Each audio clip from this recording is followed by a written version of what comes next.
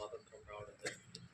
అప్పటికి మనకి 1935 నాటి భారత చట్టం అమల్లో ఉంది. దాన్ని మన స్వయంగా మన చట్టం తయారు చేసుకుని మనం ఇంప్లిమెంట్ చేయాలని చెప్పి భారత రాజ్యాంగ చట్టాన్ని చైర్మన్గా డాక్టర్ బిఆర్ అంబేద్కర్ పెట్టి చేయడం జరిగింది.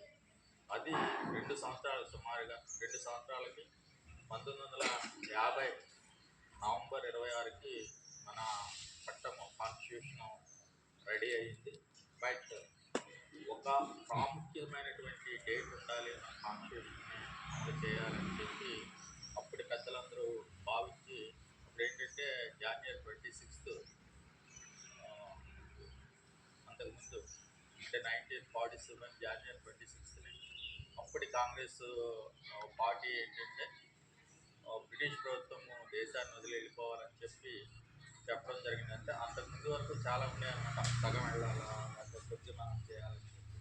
బట్ ఆడ పూర్తి ఒక డెసిషన్ తీసుకుని కంప్లీట్గా భారతదేశాన్ని వదిలి వెళ్ళిపోవాలని చెప్పి కాంగ్రెస్ పార్టీ ఒక నిర్ణయం తీసుకుని పిలుపునివ్వడం జరిగింది. సో అటువంటిది కావాలని చెప్పి మనకి నవంబర్ 26, 1949 రెడీ అయినప్పుడు ఈ చట్టం జనవరి 26, 1950లో దీన్ని ఇంప్లిమెంట్ చేయడం.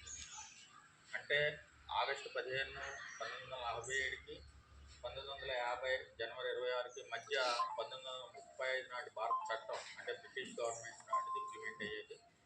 సో అప్పుడు పూర్తి స్థాయిలో మన రాజ్యాంగాన్ని మనము ఇంప్లిమెంట్ చేసుకోవడం జరిగింది. అదే రిపబ్లిక్ ఇండియా అంటే అన్ని రకాల లౌకికవాదం అన్నీ కూడా అందులో ఇన్కార్పొరేట్ చేసి అందరూ కూడా మన కాన్స్టిట్యూషన్ కూడా బెటర్ ఎక్కడెక్కడ ఉన్నాయి. అమెరికా నుంచి వాళ్ళ విధానాలు కొన్ని, బ్రిటన్ నుంచి వాళ్ళ విధానాలు కొన్ని, అట్లా కెనడా నుంచి వాళ్ళ విధానాలు కొన్ని, రష్యా నుంచి వాళ్ళ విధానాలు ఇవన్నీ తీసుకుని కాన్స్టిట్యూషన్ రూపొందించడం జరిగింది.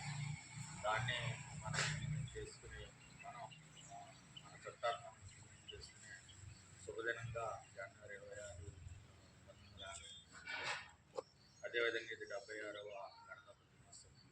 అందరము దేశభక్తిగా భావాలు కలిగి ఉండాలని తెలియజేస్తుంది. మరొక్కసారి అందరికీ గణతంత్ర దినోత్సవాలను జై హింద్.